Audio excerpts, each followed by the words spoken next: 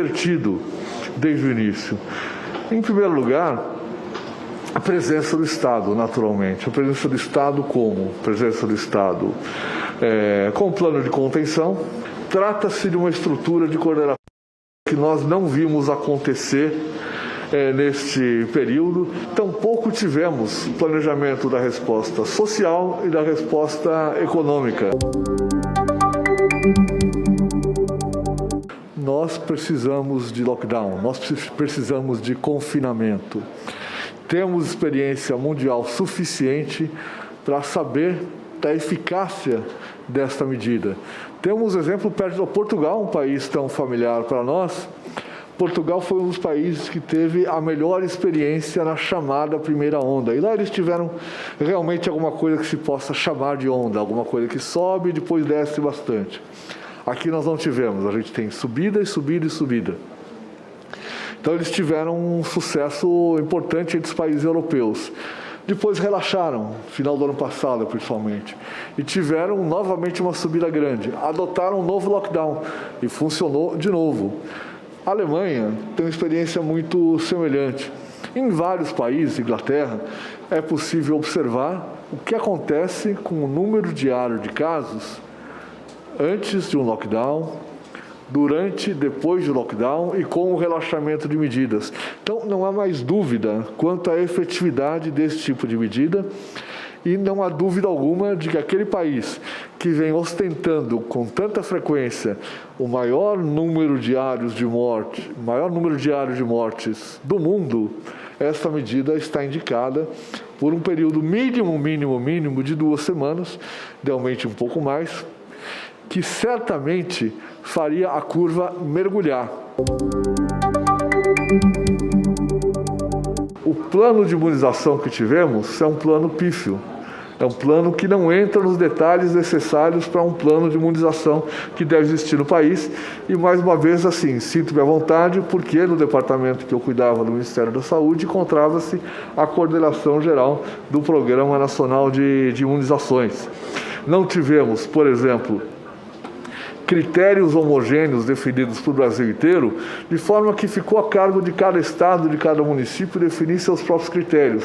O que pode parecer democrático, um sistema descentralizado, mas frente a uma epidemia dessa natureza e com a escassez de recursos que temos, isso deixa de ser democrático para produzir iniquidades, na medida em que é difícil para os gestores locais ou mesmo para os estaduais gerenciar diferentes pressões e diferentes critérios para adoção de prioridades para vacinação.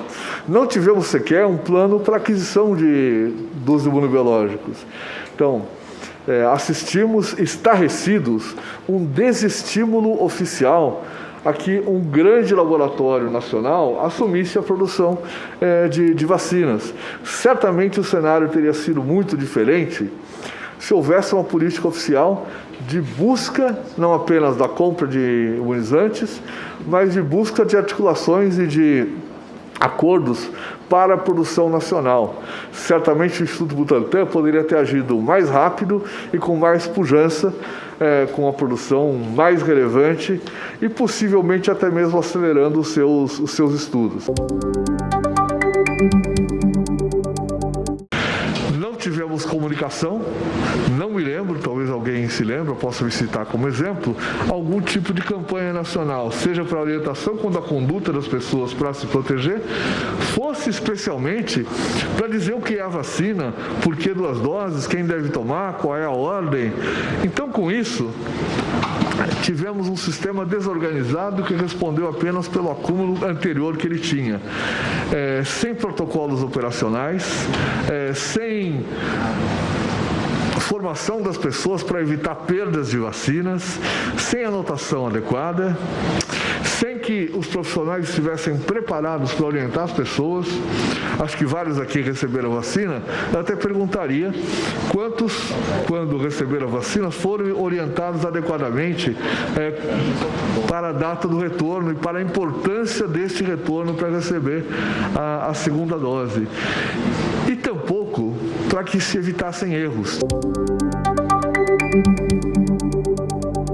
o cenário de que se atinja esse tipo de imunidade pelo rumo natural da doença implica numa quantidade tão grande de doentes e de mortos que não seria sequer eticamente aceitável alguma proposta desse tipo.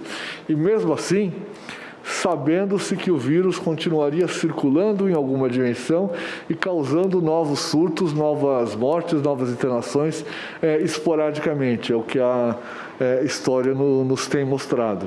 Então, para que nós atinjamos aquilo que a gente tem usado na saúde pública como a transposição desse termo da imunidade coletiva ou a imunidade populacional, nós precisamos de vacinação.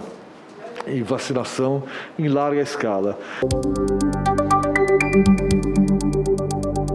Em relação ao número de mortes que poderiam ter sido evitadas, é muito difícil falar em números. A gente tem um mínimo do que poderia ter sido evitado, cálculo feito pelos epidemiologistas da Universidade Federal de Pelotas, de que caso tivessem sido fechados acordos mais precocemente, mais tempestivamente com o Instituto Butantan e com a empresa Pfizer, nós teríamos evitado algo em torno de 80 a 90 mil mortes no país, sem nenhum outro tipo de ação.